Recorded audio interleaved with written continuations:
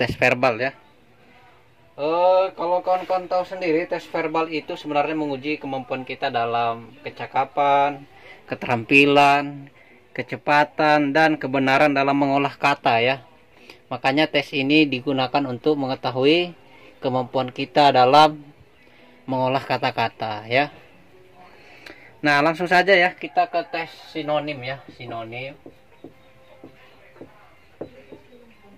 Nah, tes verbal sinonim ini atau persamaan ya, persamaan bisa kata ya. Oke, saya akan buat contoh soalnya ya supaya adik-adik sekalian mengerti. Yang pertama kita buat contoh soalnya ini obesitas ya, obesitas. Yang kedua contohnya saya buat mini ya, yang ketiga saya buat 3 digit ya. Yang keempat kita buat rahib. Nah, untuk option-optionnya saya akan tuliskan. Option-optionnya kita buat pertama A kurus, B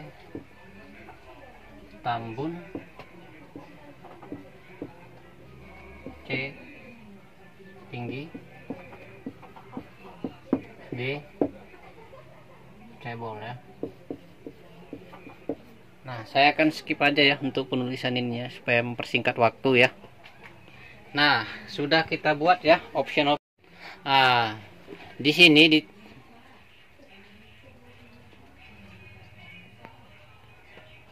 di tes verbal ini kita akan coba ya membahas soal-soal yang ada 4 soal ini ya untuk tes verbal sinonim ya. Nah, trik yang pertama kawan-kawan bisa lihat di sini. Yang pertama ini obesitas ya, obesitas. Terus pilihannya ada kurus, tambun, tinggi, cebol ya. Nah, kalau kawan-kawan melihat soal seperti ini, yang pertama kawan-kawan perhatikan itu adalah langsung ke pilihan jawabannya ya. Nah, kalau yang pertama, tips pertama itu kalau kawan-kawan punya pembedalan kata yang banyak, pasti kawan-kawan bisa langsung tahu jawabannya ini ya. Nah, yang kedua, buat kawan-kawan yang tidak tahu atau kurang banyak kosakatanya, kawan-kawan bisa menggunakan logika kawan-kawan ya. Yang ketiga, kawan-kawan bisa memilih jawaban yang kawan-kawan rasa ini kata-kata yang belum pernah kawan-kawan ketahui ya. Nah, trik pertama langsung saja kita coba ya. Obesitas, yang pilihan pertama A, kurus ya. Kurus nggak mungkin karena obesitas itu adalah gemuk ya. Kalau tinggi yang tambun, tambun ini juga saya baru tahu ya ada kata tambun.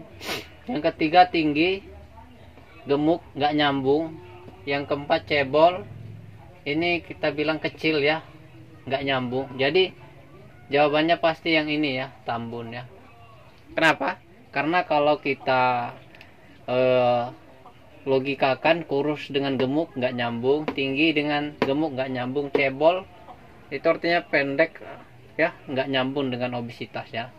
Yang kedua kita akan masuk ke yang opsi kedua ya. Jadi di sini mini ya, mini artinya kecil ya artinya ya. Jadi kawan-kawan kalau bisa rajin-rajinlah membaca buku-buku ilmiah, jurnal ilmiah, ataupun buku-buku pelajaran ya yang menggunakan bahasa-bahasa baku ya. Nah, kalau kawan-kawan nggak tahu bisa buka di KBBI artinya ya. Nah, yang selanjutnya yang kedua kita akan membahas soal nomor 2 yaitu mini ya. Mini itu artinya adalah kecil ya. Ini tadi gemuk. Yang kedua ini kecil ya. Nih, kecil. Jadi pilihan pertamanya A, nggak nyambung, kecil sama tinggi ya. Kurus nggak cocok ya. Cebol bisa jadi, gemuk dengan kecil nggak bisa, nggak nyambung ya. Jadi pilihannya pasti C, cebol ya.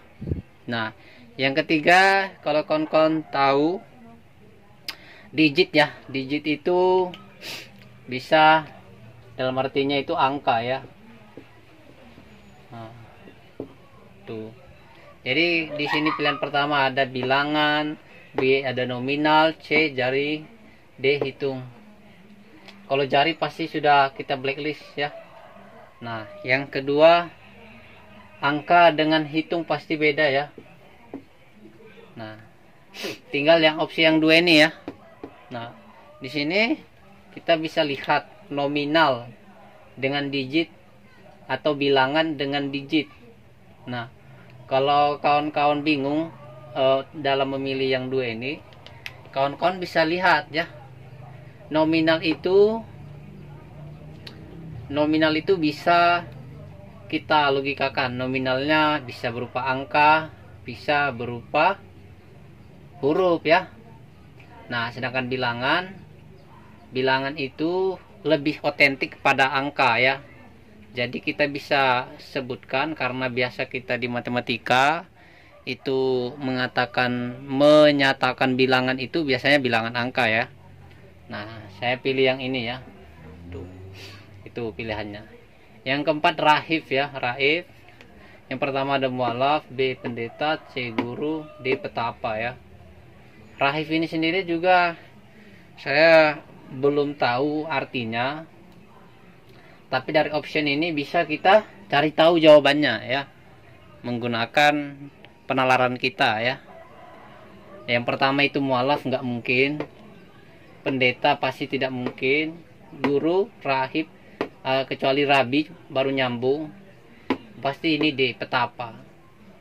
Saya pasti pilih D ya.